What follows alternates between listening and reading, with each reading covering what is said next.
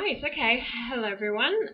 This is Yana from yanashubert.com, and I've got with me today Chris Gilbert from Portland, Oregon, because I've read his book, The Art of Non-Conformity, quite a while back, actually, and I really liked his stuff, and I've been following ever since. And there's one thing that Chris is talking about a lot, which I think all of you guys will be quite interested in, which is traveling and adventure and fun kind of stuff, because when people are asked what they would do if money weren't an issue and if they didn't have to work, very often the answer is, I would go traveling. Mm. So we want to hear today from you, Chris. How can you actually do that? And tell us just briefly about your little history and story around the whole idea of traveling and non-conformity. That would be great. Sure. Well, thanks, Yana, and thanks for having me, and thanks for reading my book. I'm so honored. Um, so I have been traveling for, I guess, about 10 years, pretty actively, and for about the same amount of time, I've always been working for myself as well. I wasn't always an entrepreneur. I wasn't like trying to build a big business or anything. My motivation was just like, I don't want to have a job. I want to, have freedom and independence and do what I want. So that's kind of how I started. Maybe actually more than 10 years ago, I started selling things on eBay. And then I learned a bit about how Google works and how affiliate programs work and about building an email list and all these different kind of things. So it was kind of a bit random. It wasn't very strategic, but again, I was able, to make a living and wanted to have that. Yeah, I wanted to have that freedom. And so then I lived overseas for about 5 years in Africa and moved back to the States. And I started my project where I'm trying to visit every country in the world and Yeah, writing. tell me more about that. That's such an exciting idea. How did you come about with that idea in the first place? Oh, let's see. It was actually when I was in Africa, I had a little bit of a stopover and a break, and I was in Eastern Europe on this train between Prague and Budapest, and I had like 6 hours, and so I counted up the number of countries I had been to, and I realized it was maybe like 50 or something, Wow, that's and quite a I lot guess already, isn't it? yeah, I Surely. was like 26 or 27 years old, and I thought, this is fun. Maybe I would like to go to like 100, one day. Right. And so I set the goal of going to 100, and I just kept getting closer to that. And I realized that 100 is fun, but it's also kind of easy because you can choose, which countries, Yeah. and so you can just not go to a difficult one or something. So anyway, as I got closer to 100, I decided like, let's try it. Let's just, go to every country in the world. So I started doing that about 3 years ago and started writing about it. And I've kind of built this unconventional career around it at the same time. Brilliant.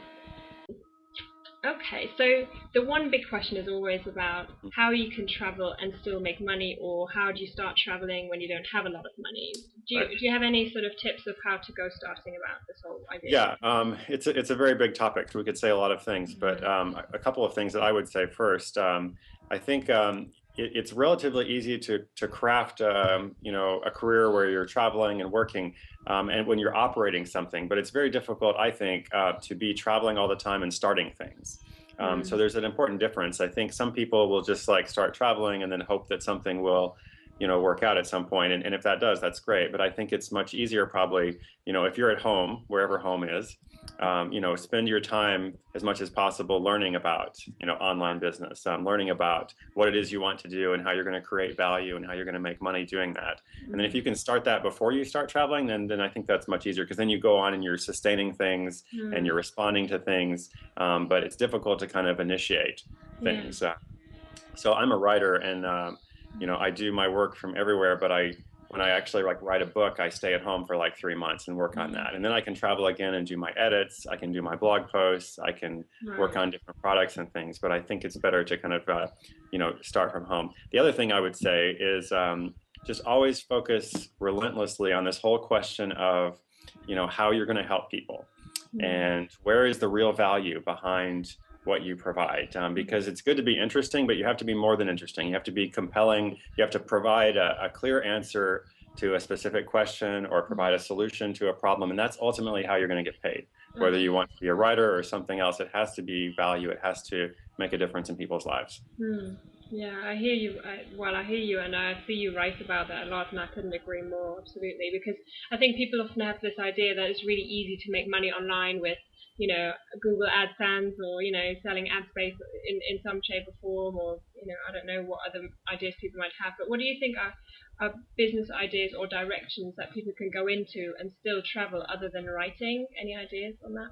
Other than writing, well, any kind of consulting, consulting is very Mm. broad. So sometimes people get hung up on the word consultant. They're like, oh, I don't have a consulting degree. I didn't go to consulting school. But the thing is, everyone's an expert at something. Yeah. Everyone has some kind of knowledge that is specific, that other people, are desirous of. So I think it's very helpful to think, okay, what do I know that other people want to know about? What are the questions people always ask me? People always come to me with questions about, this topic because they know I can help them with it. Mm. You can become a consultant in one day. You can, put up a one-page website, very simple. You don't have to be a programmer or a designer. You don't have to be a writer. You can put up a very simple website. You get a PayPal account for free, and Mm. you say, here's this thing that I'm consulting on. The more specific, the better. I Yeah. think it's very difficult when people are like, I'm a life coach or I'm a business coach. I mean, it's very generic, so like the more specific, the better. Like, what are you really trying to do and how can you help people? That's something you can do from anywhere.